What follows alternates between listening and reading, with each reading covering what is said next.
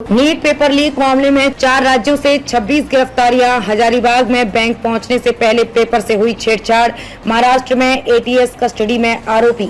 NEET paper leak मामले में CBI case दर्ज कर चुकी है। बिहार ईओयू की रिपोर्ट के मुताबिक झारखंड के हजारीबाग में क्वेश्चन पेपर के रखरखाव और रिसीविंग में लापरवाही हुई है।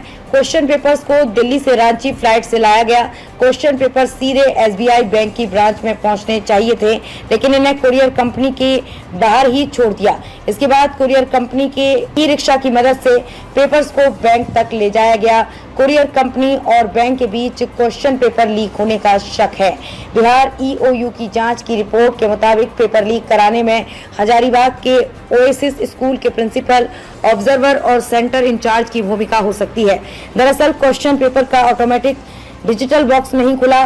वहीं जिस बैग में क्वेश्चन पेपर का बॉक्स था वो नीचे से फटा हुआ था। नीट पेपर लीक मामले में 25 जून को 8 आरोपियों की जमानत याचिका पर पटना एडीजे 5 कोर्ट में सुनवाई हुई। पेपर लीक मामले में अब तक 13 आरोपी बिहार से और 6 झारखंड के देवघर से गिरफ्तार किए गए हैं। इन्हीं में से 8 आरोपियों ने कोर्ट में जमानत के लिए अर्जी लगाई थी। जमानत याचिका पर अगली सुनवाई 2 जुलाई को होगी।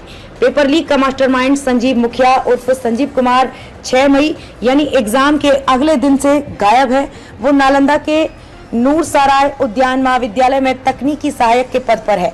कॉलेज से बिना बताए 6 मई से 14 मई तक गायब रहने पर कॉलेज ने संजीव को कारण बताने के लिए पत्र लिखा।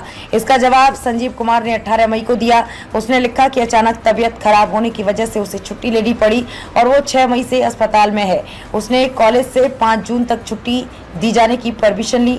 पेपर लीक मामले में 25 जून को महाराष्ट्र में एटीएस ने 4 शिक्षकों के खिलाफ पब्लिक एग्जाम एक्ट 2024 के तहत मामला दर्ज किया है। इसके अलावा लातूर के 2 टीचर संजय तुकाराम जाधव और जलील खान को गिरफ्तार किया गया है। स्पेशल कोर्ट ने आज दोनों आरोपियों की पुलिस रिमांड 2 जुलाई तक बढ़ा दी है।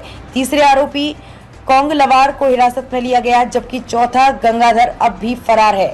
अब नीट यूजी एग्जाम में खासतौर पर 2 गड़बड़ियों को लेकर सुप्रीम कोर्ट में याचिकाएं दायर हुई हैं। परीक्षा में कई स्टूडेंट्स को ग्रेस मार्क्स दिए गए, जिसकी वजह से 67 स्टूडेंट्स एआईआर फर्स्ट के साथ टॉपर बन गए। पेपर कैंसिल कर री एग्जाम की मांग की गई। एग्जाम में गड़बड़ियों को लेकर देश भर में प्रदर्शन के बाद एनटीए ने 8 जून को प्रेस कॉन्फ्रेंस की। एनटीए ने बताया कि देश के 6 सेंटर्स पर स्टूडेंट्स को एग्जाम हॉल में कम समय मिला था, इसलिए कुल 1563 कैंडिडेट्स को ग्रेस मार्क्स दिए गए। हालांकि एनटीए ने ये नहीं बताया कि ये मार्क्स किस आधार पर दिए गए।